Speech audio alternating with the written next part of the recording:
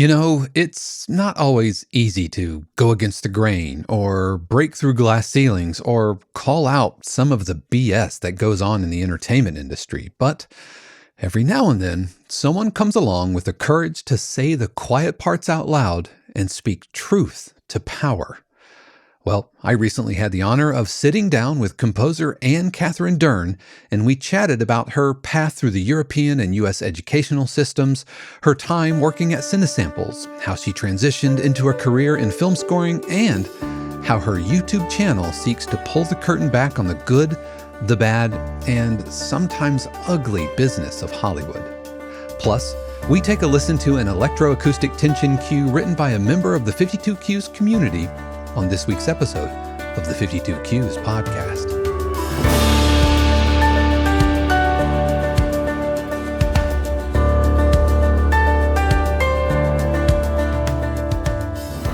What is happening, everybody? This is Dave Croft, and welcome back to another episode of the 52 Cues podcast, a weekly podcast dedicated to all things production and library music, where we talk about industry topics and take deep dives into the different aspects of being a working production music composer.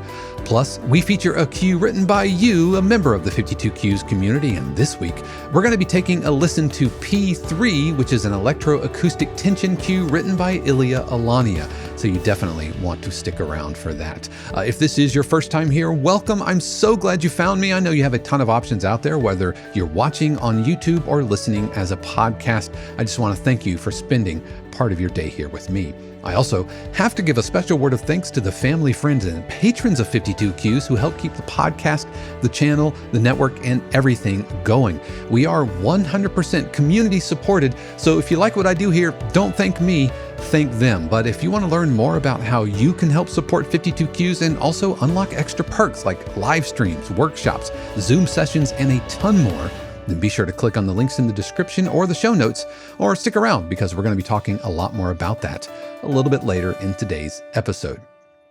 Anne-Kathrin Dern has quickly become one of my absolute favorite YouTubers. Not only is she a very talented composer, but she's also not afraid to say the quiet parts out loud, call BS on people that are being kind of crappy, and talk about parts of the industry that no one really is talking honestly or transparently about.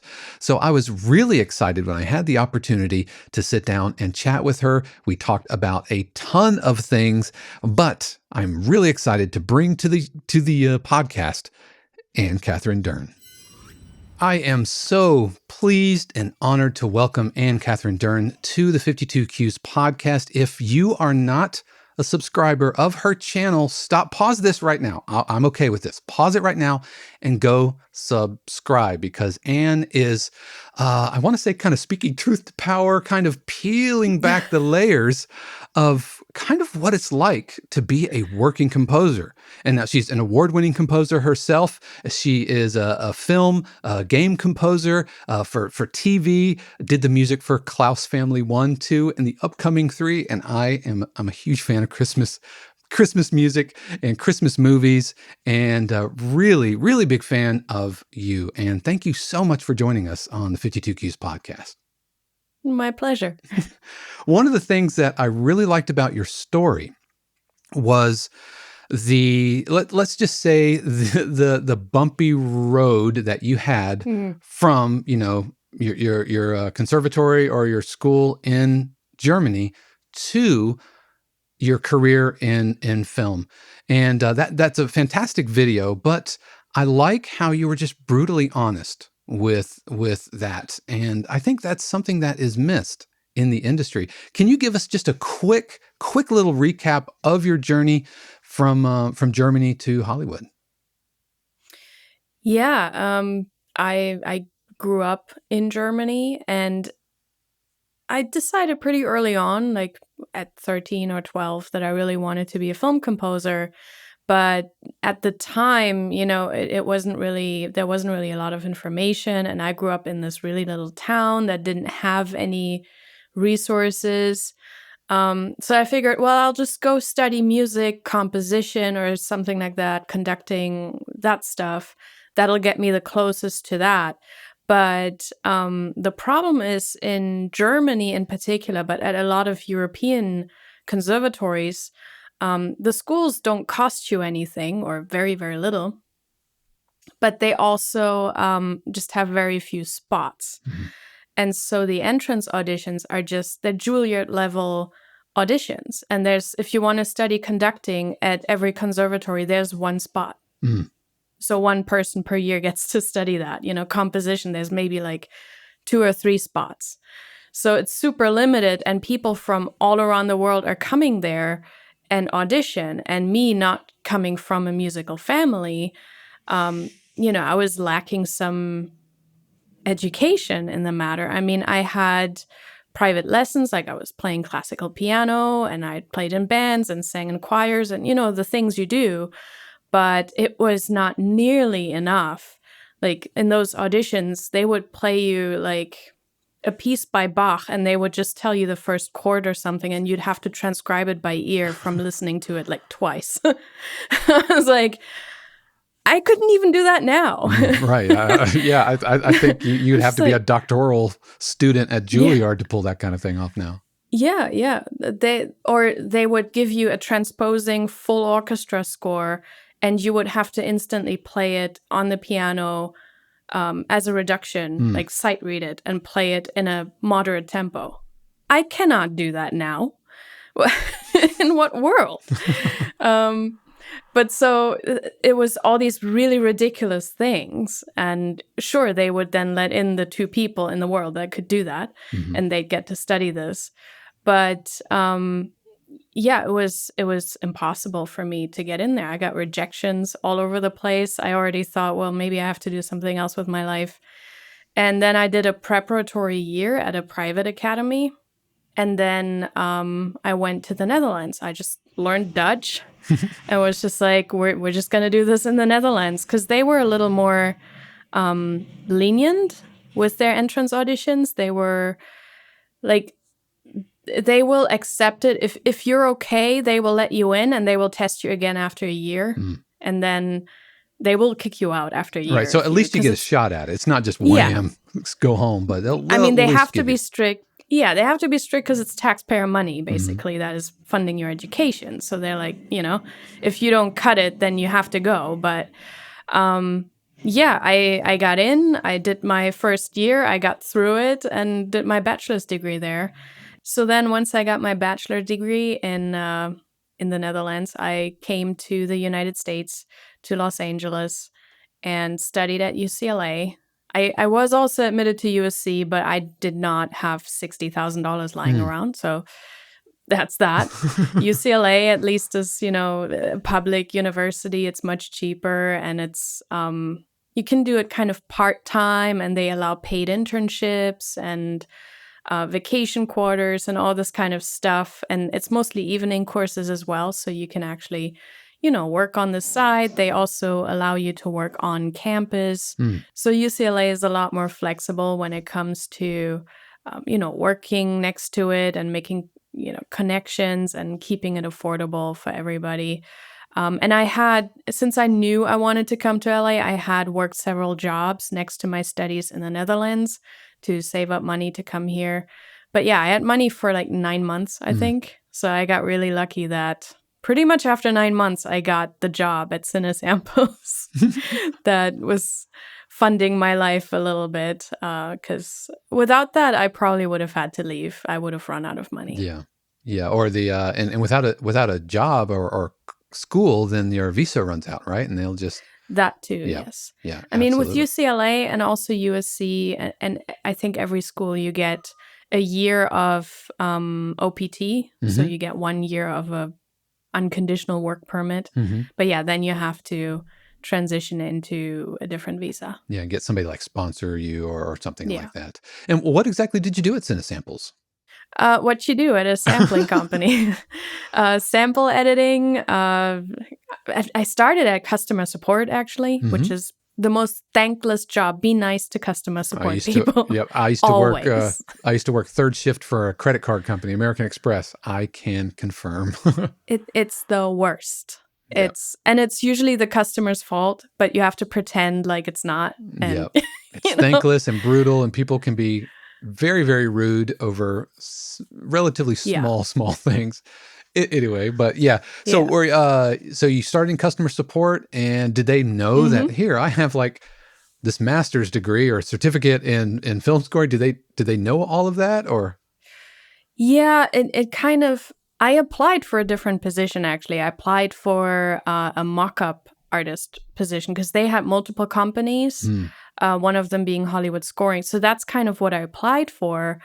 But so they didn't hire me for that because they were like, "Well, your demo was good, but it wasn't that good. mm, It was not professional level."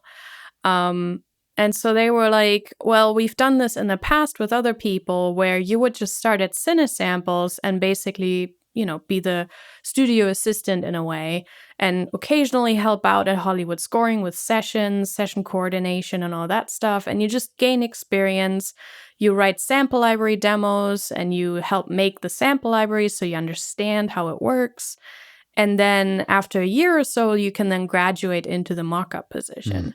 So it was kind of a system where I would start at the bottom and then Right. just slowly, work my way up into becoming a mock-up artist. Yeah, I would imagine that working for a sample company where the bar is so high because their Yeah. whole selling point is these sound real, right? And so I would imagine your knowledge of orchestration and everything else with what the samples can and can't do, that's almost like a whole other education in and of itself. And I imagine it gave you a real advantage when it came to kind of Yes. going out in the wild and doing your own mock-ups. Well, that was my main gig for a long time Mm, because those first 10 months or so at Cine Samples, I was lucky because I had colleagues that were really happy teaching me stuff. And two of them, they're currently working at Riot Games and have been for the mm, past, I think, 10 years now. wow. But they're some of the two best mock-up artists in town. And so I could learn from them. They would, leave their door unlocked for me after hours and just leave their templates open so I could see what they're doing and ask questions the next day. Or, they would give me the assignments that they had so I could do them in my free time and then just compare to theirs and then kind of see, what they did differently. And so that was kind of just 10 months of training and Wow. also learning the contact backend for real and, learning how I can fix my libraries and how I, can make things work for myself. And um, then I really got to move forward. Yeah, yeah. To this day, the Cinesamples Core two-horn legato is my go-to. It's like John Williams in a box. You just press a key, and it's like oh, and so I really, really, it's my go-to brass library, and everything else. I love what Cinesamples Yeah. does, and so yeah.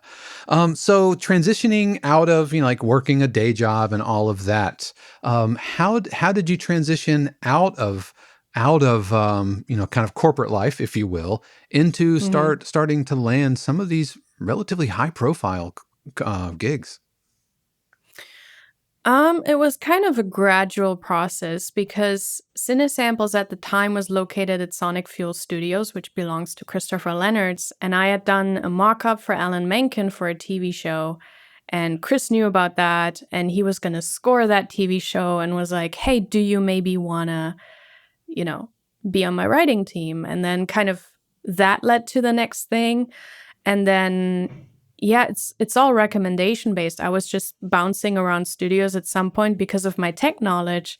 Everybody now wanted me as a tech to update their sample Mm, libraries because due to customer support, I knew all the compatibilities and every right. version of contact and which version of which library you Yep. need and all that stuff. So people hired me a lot for that. And then also to do mock-ups for them because that was my specialty at that point. Man, well, it just goes to show you that at the end of the day, it's not about how many LinkedIn friends you have, and it's not about No. spamming your playlist. It's still the currency of the industry at all levels is relationship.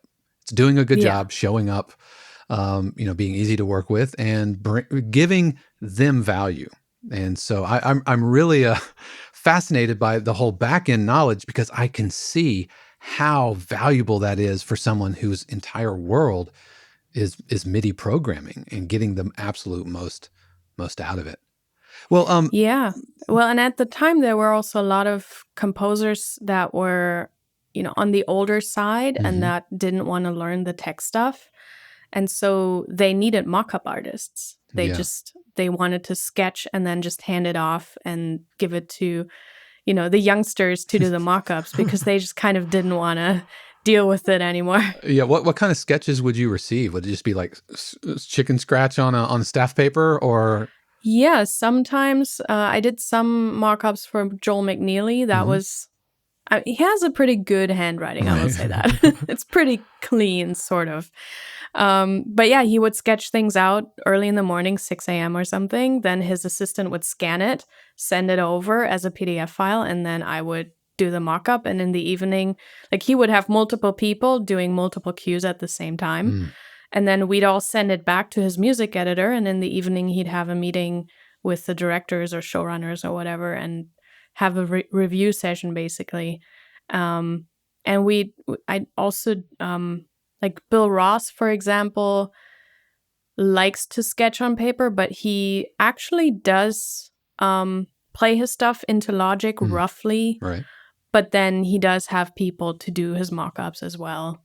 Gotcha. Very, very. That's fascinating. I want to change gears a little bit.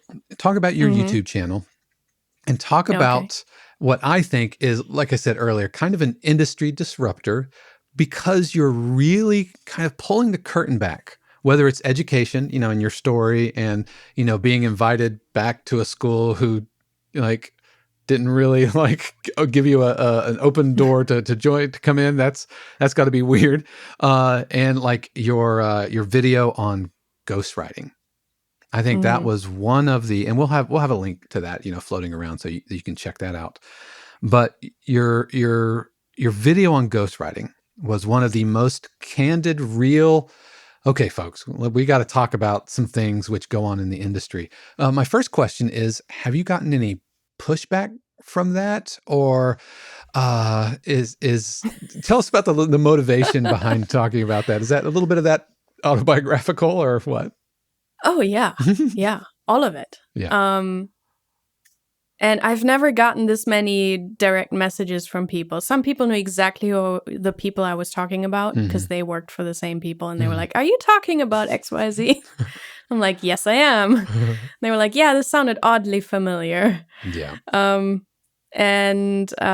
Yeah. I mean, a lot of stuff happens behind the scenes that Yeah. we don't talk about.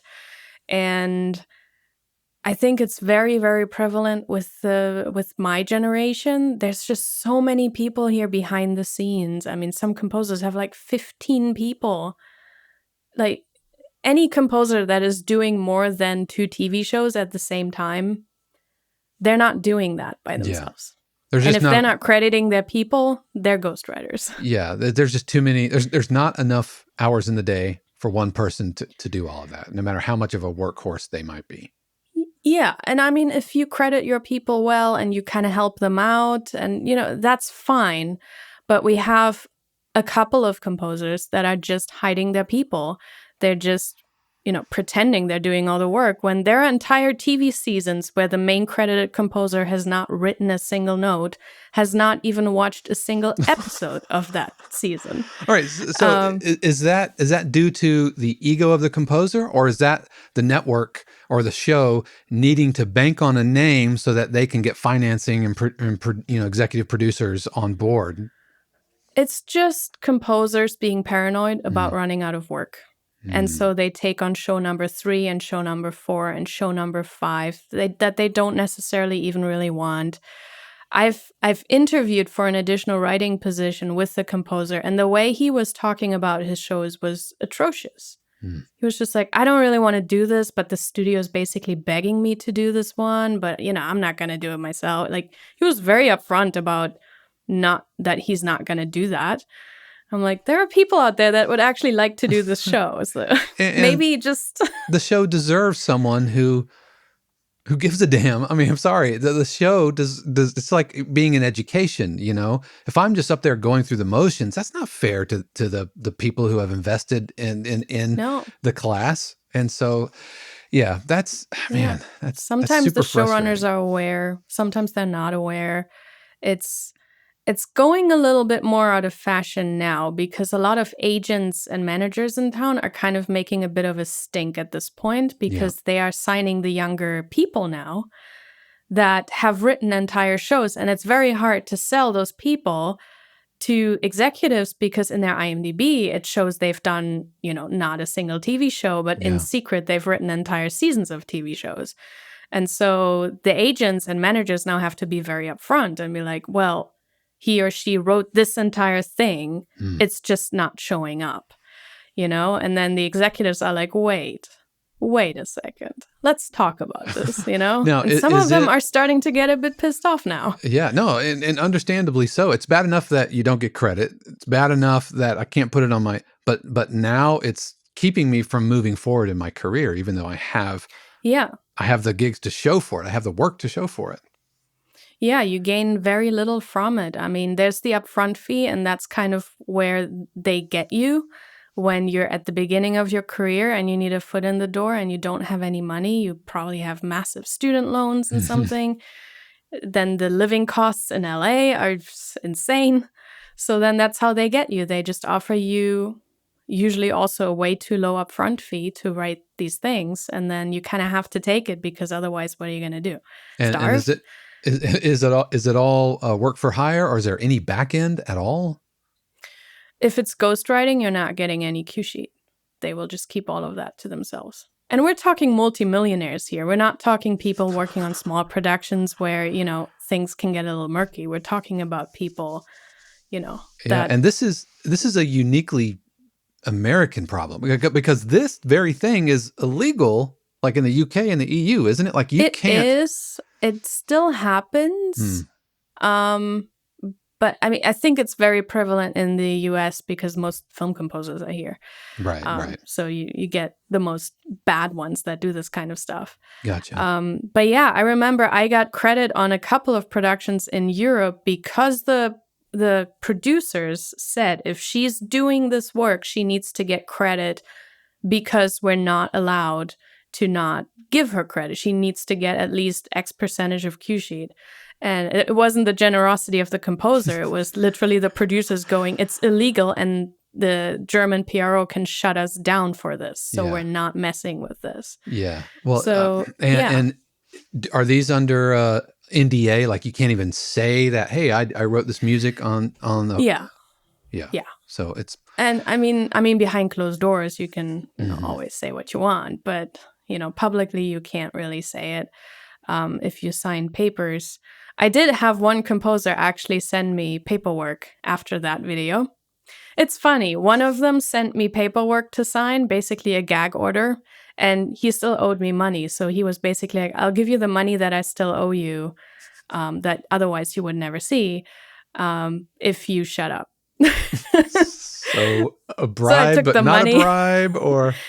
Took the money and ran. Yeah. Because, I mean, whatever. I don't need to name names. But another composer reached out after watching the video and said, hey, we used to work together.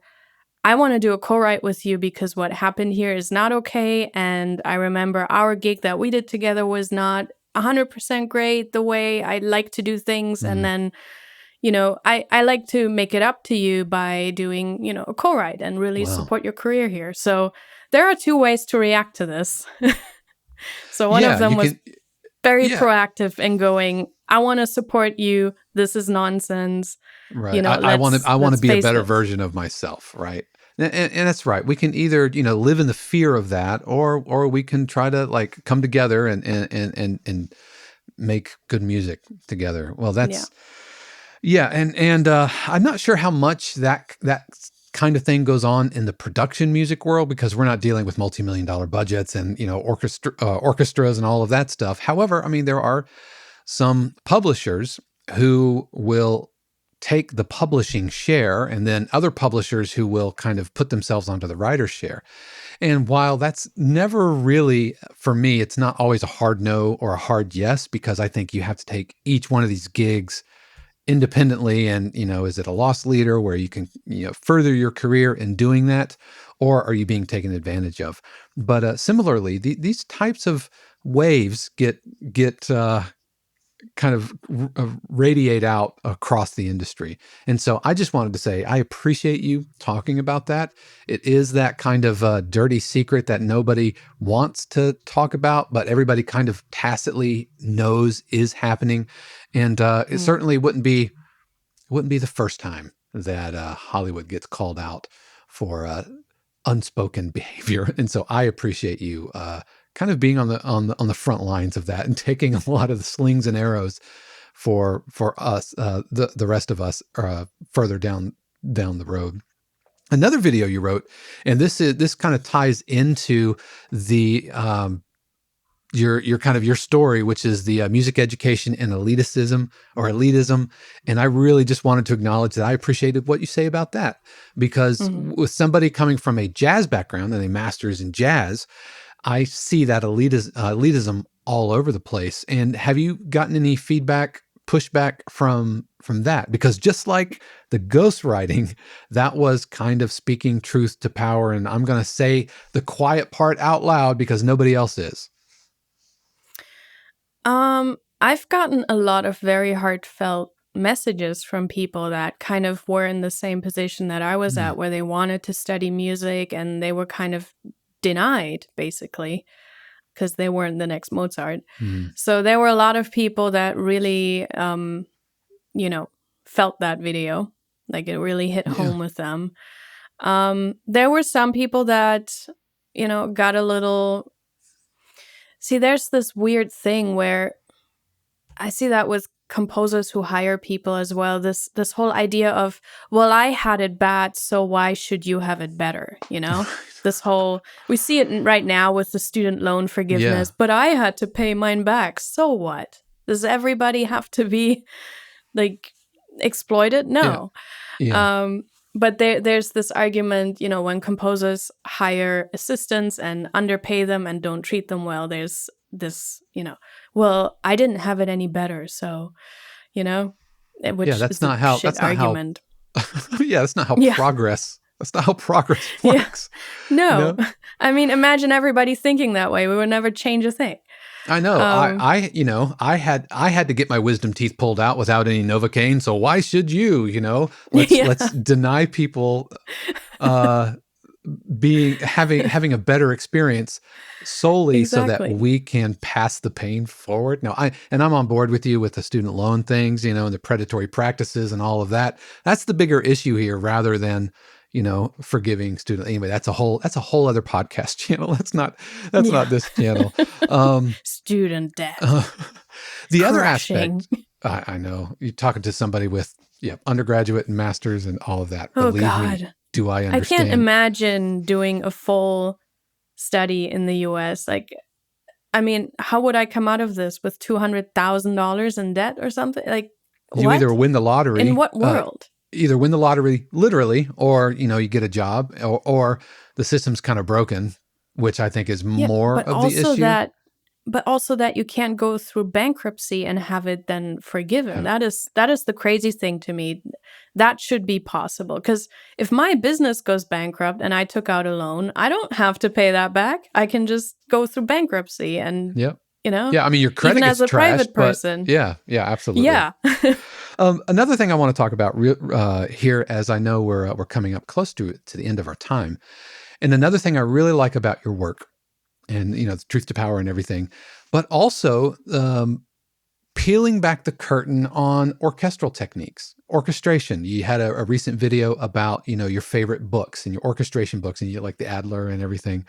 Even though I didn't see the Persichetti on your list, I didn't see the 20th Century Harmony book in there, but I saw the Korsakov and the Adler, among others, and your video on planing. I've just this week recommended that video to a student, and from orchestration to compression to mic positions, you really cover the gamut. And tell me a little bit about where that side of Anne-Kathrin Dern comes from in your YouTube channel and in your kind of in who you are as a composer, and I'm going to say as an educator.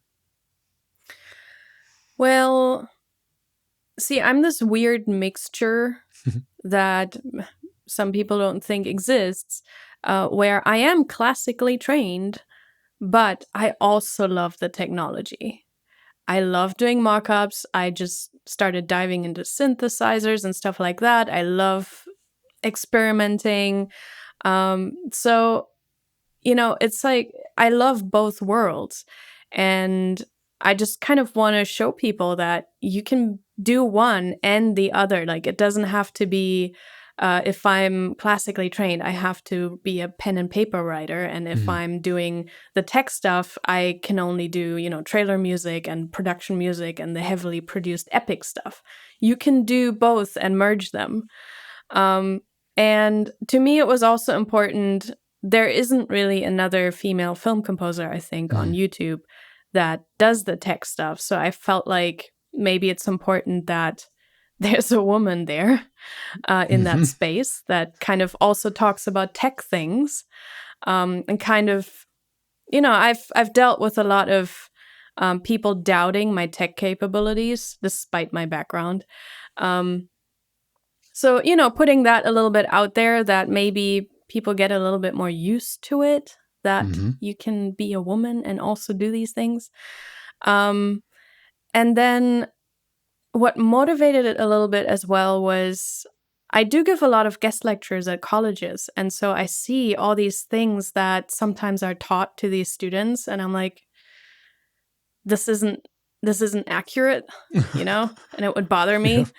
Or I would see other YouTubers that aren't really full-time film composers, and they would explain things that they literally just learned, like how to do Pro Tools session prep for, a scoring stage. And I would see the explanation and like half of it is wrong. And I'm like, you'd really piss off the engineer if you sent that over. Like or in the you'd real get world, fired. that is not how this is done. Yeah. Yeah, where I'm like, that kind of feels like this person has not really ever done this and just is explaining something for the sake of making a YouTube video, but the information is like 50% inaccurate. And it would really bother me. And so I was like, well, I can either shit into the comment section or I can just make my own YouTube channel and actually explain how it's actually done, because I've done these things as an assistant. I've done a lot of tech tasks as an assistant. I've done the whole mock-up thing. I know what the standards are more or less. I know how to do additional music. I've now my own team, and I know how what the different people do on a composer team. I've done the whole scoring stage thing. So I kind of feel like there's a lot of information to share, but there aren't really a lot of people from this actual profession that have done this and are sharing that information on YouTube. I mean, I feel like one of the few people that does that is probably Junkie XL, I think. Yeah. His studio time dives a little bit into those things. But And I know like John Powell will put yes. like I love those videos. A cue from, and it's just watching all the MIDI go by, and I'm just like, oh, mind blown. I really appreciate the fact that you brought up the female perspective, because representation absolutely matters. I've been married going on 30 years, and my wife is a music director, either for theater and also in church. And if anybody has gone through the evangelical American church experience, and if you're a female musician and worship leader, that is a rarity. In fact, there are some people who believe wholeheartedly that women should not be doing that. And so when I was talking to my wife about, I'm going to be interviewing Anne, and she's fantastic. Love her YouTube channels and YouTube videos and everything. And I think she really absolutely, well, first of all, she immediately identified with, hey, here's someone who is representing an underrepresented segment, of the population, and doing the thing and talking about these tech things, and not being like, ooh, you didn't like, you're just a professional, badass composer talking truth to power. And I just wanted to say, I super, super appreciate you and appreciate that aspect of it. And so thank you. And my wife's a big fan as well, because like I Aw. said, as a music director, she's gotten straight up like, you can't get hired here because you're a woman. And I think representation absolutely matters. 100,000%. So absolutely. Yeah. Even with the efforts that we're making, we have not made a lot of headway. Yeah. I just Yeah. saw some statistics, and we're still at like 6%. It's been 10 years when we've gone from like 3 or 4% to 6%. So it's just going to take like another 75 years for Just parity. At the same time, I get all these dudes that, sometimes talk to me and are like, oh, it's such an advantage now to be a woman. You guys just get so much preferential treatment. And I'm like, are we? Where? No, that dude needs an education, man. You just don't realize the inherent advantage that just being a guy in the industry, 100%. They just claim they're losing gigs left and right to women. And I'm like, where? You guys are still getting 95% of all the gigs. Like, where are those women? Tell me. Well, I've seen a quote that said something along the lines of, to the privileged, equality feels like oppression. For the privileged, equality feels like oppression. And you can take that either gender-based, racially based. And again, now here come the comments. You can email me at contact@52qs.com, or you can, I'll happily tell those. I know. I don't know. It's just, why not? I mean, the women just bring a different perspective, and I can't fathom why that's a bad idea. And so anyway, I just wanted to say I super appreciate you. Even if we don't bring a different perspective, we should still have the same. Because I've also had it where, an executive would tell me, well, your music is just not, unique enough. We need something more unique. But then they'd hire the same guy they always hire, who would then do something super generic and super average. And I'm like, okay, so he can be average, but I have to be this unique next Mozart to get the gig. Like, or, they would tell you, well, you need a little more experience. And I'm like, I've been here for 10 years and I have over 70 credits in my IMDb. And then the guy who gets the gig has like 5 credits and 2 years of experience. And I'm like, okay, so. Well, just standard. Just keep doing what you're doing, Anne, because just your subscriber base alone, as of this taping, you're almost to 28,000 subscribers. You're clearly doing something right.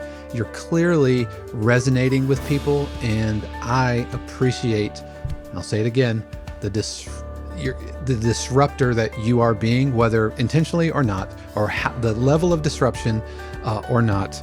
I appreciate the authentic, honest voice that you're having, because that's the only way we get to uncover elitism or the ghostwriting thing, or understanding that young people of color, women can do these things that historically, like, white dudes got to do. And so I am down for that. And so I really, really appreciate you joining me on today's podcast. And I wish you absolutely, absolutely all the best. Thank you. Thanks for having me. Once again, a huge thank you to Anne-Kathrin Dern for chatting with me. I know you are very, very busy, and I earnestly appreciate it. And you, if you haven't subscribed, what are you waiting for? Tons of videos on there. Again, from industry topics to orchestration topics to, I don't know, let's go walk around and just wax philosophical about the industry. So go subscribe. It's absolutely worth it. So we're going to take a quick break, but when we return, we're going to be taking a listen to an electroacoustic tension cue written by 52Q's community member, Ilia Alania. Hey y'all, I'm Shannon Croft, and I want to tell you that the 52Qs podcast is made possible by viewers and listeners just like you, composers and producers who are looking for a better way to connect and collaborate. You see, 52Qs isn't just another website selling static, pre-recorded videos to a mass audience. It's a fun, vibrant, and positive community that comes together online for sharing cues, getting feedback, and discussing what's up in the production music industry. You'll find both personalized feedback and live interaction, which are the best and fastest ways to grow your skills and earn more placements. The best part is that the 52 Cues community is absolutely free. And when you're ready to take your career to the next level, we offer friends and family subscriptions, which unlock weekly live streams, live interactive group feedback sessions, monthly interactive workshops, and more. Head over to 52cues.com and sign up today. And while you're there, check out our personalized feedback videos, private lessons, and of course, merch. I can't wait to see you at 52cues.com.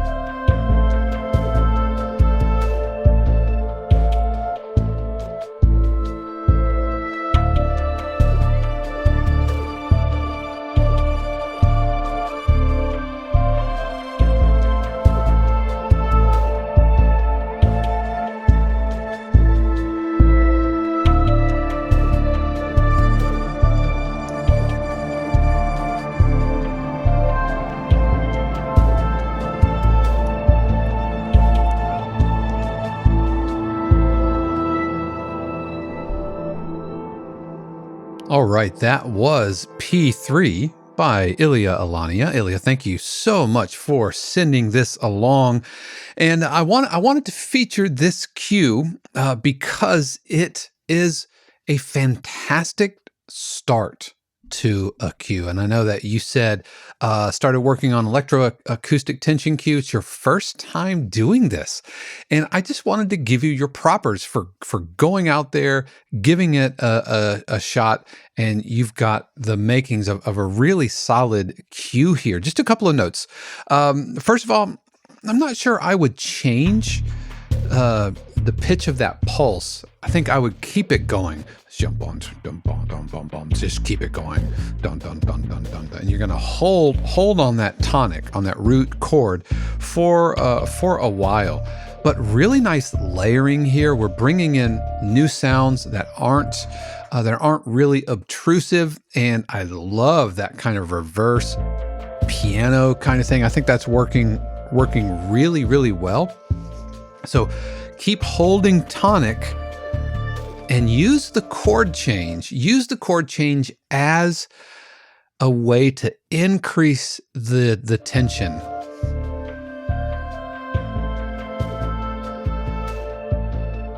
So if you went to the new chord right there, and then you can go to another chord as you're approaching what would essentially be the breakdown here. It feels like I said, it feels kind of like the first half, but use this area at the beginning to layer and build. And then as you're approaching this breakdown section where we're about to pull the energy back, then use the chord change as another gear of energy. And the mix sounds really good as well. I feel like I can clearly hear all of the parts. That bass pulse isn't too boomy, too low. But we do need to end on tonic here. We don't want to end on that chord, but we do want to end on tonic. Now, if this was just the cue and all there is to it, the audio tail is too long here, I feel like it's about, let's see, you hit your audio tail at 1:10. It's kind of when the downbeat is. And it goes for about another 25 seconds. So that's going to be too long. But like I said, I'm going to let it keep going. But I wanted to feature this because I just wanted to encourage you. I wanted to encourage you that you are on the right track here. And I think you have some good instincts going on, and trust those instincts. The instincts of layering, of sound, of what to add next. That reverse textures are really nice. The ticking sounds are really nice. I think we've got a lot of really good things here. And this feels like the start of what can be a really solid cue. But I wanted to encourage you, because I know you're new to this. I wanted to encourage you that you've got some good instincts. So thank you so much for sending that along. This was sent along to our week 45 search, and every week, and I say search, but it's really a feedback thread, because every week we post weekly feedback topics for folks to add their own cues. We're currently collecting for week 46, and this is a feature that is the cornerstone of everything we do here at 52 Cues. And if you would like feedback on your own cues and maybe get on the podcast, then join us at 52cues.com and add your cue. Leave some feedback for some others, and while you're there, you can also check out some of the other services I do. So if you want even more in-depth feedback on your cues, I offer video feedback reviews where I look at the mix, the harmonic, melodic, the instrumental textures, and all of the different aspects of your cue. You can check out 52cues.com/coaching and also book one-on-one sessions and get more information about our quarterly mastermind groups. But that is going to do it for us this week. Be sure to tune in the next week, where our topic is going to be, what should you do with your old cues? Maybe they're cues that never found a home. You pitched them and pitched them and pitched them, and nobody's biting. Or maybe they're cues that you got placed in a library but never found a home on the air. We're going to talk about what you can do with your old, unused cues. But yeah, that's going to do it for us. Once again, a huge word of thanks to the family, friends, and patrons of 52 Cues, who quite literally keep all of the things going here. Just know that I love you and I appreciate you and I see you. Thank you so much. If you want to know more information about that, head over to 52cues.com. So I hope you had a stellar week 45, and I know that you had a good week 46. How do I know that? Because I know that the universe has amazing plans just for you. Until next time, peace. The 52 Cues podcast is copyright 2022 Dave Croft, all rights reserved. The music played on the podcast is copyright of their respective owners and is used for educational purposes only. For more information, including joining the 52 Cues community and submitting your cue for consideration on the podcast, head over to 52cues.com.